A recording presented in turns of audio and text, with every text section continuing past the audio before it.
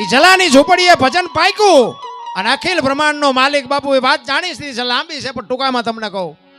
એ રક્તપિત્તનું બાપુ દેહ બનાવી અને અહીંયા 7-8 દિવસની એલી મનાણી લી અને અહીંયા બાપુ સાધુને લઈ આવ્યા અને સાધુની પંગત બેઠી હતી. એમાં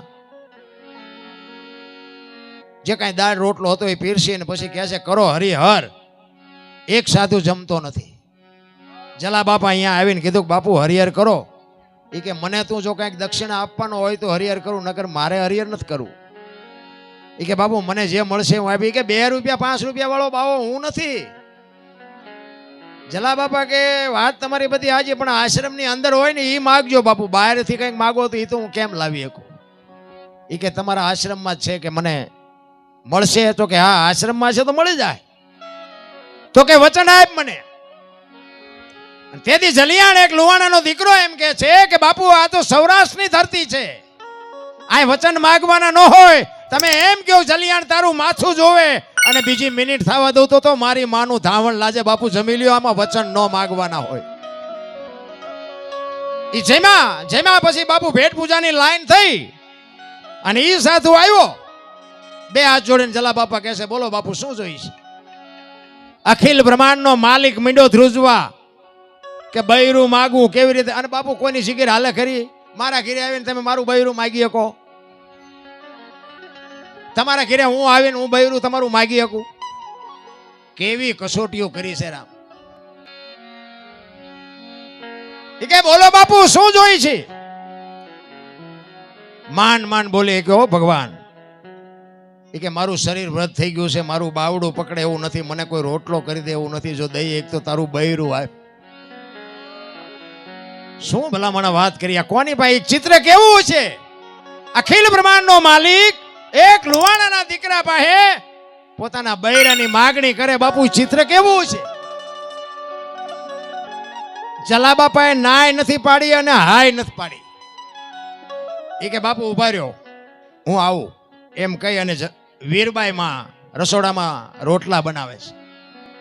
ત્યાં જઈને કીધું કે હાંભળ્યું. એ હાંભળ્યું કીધું ને બાપુ જોગમાં લોટવાળા હાથે બહાર આવ્યા હો વીરબાઈ માં. એ કે એક સાધુ દક્ષિણા માગે છે.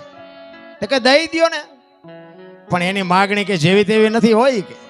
એ કે જે માગે એ આપણે રાખીને શું કામ. જો પતિ પત્ની કા એક મતા તો સરગાપુરમાં સતા, 2 માણા એને હરખા કહેવાય. જાણ કરતા તે ઝાઝુ વાઠી જાય ને એટલું ખાય એને પતિવ્રતા નો કહેવાય. જલિયાણ એમ કે છે કે એની માગણી જેવી તેવી નથી. ઈ એમ કે છે કે તારું બૈરું મને આપી દે. તમારી માગણી કરે છે.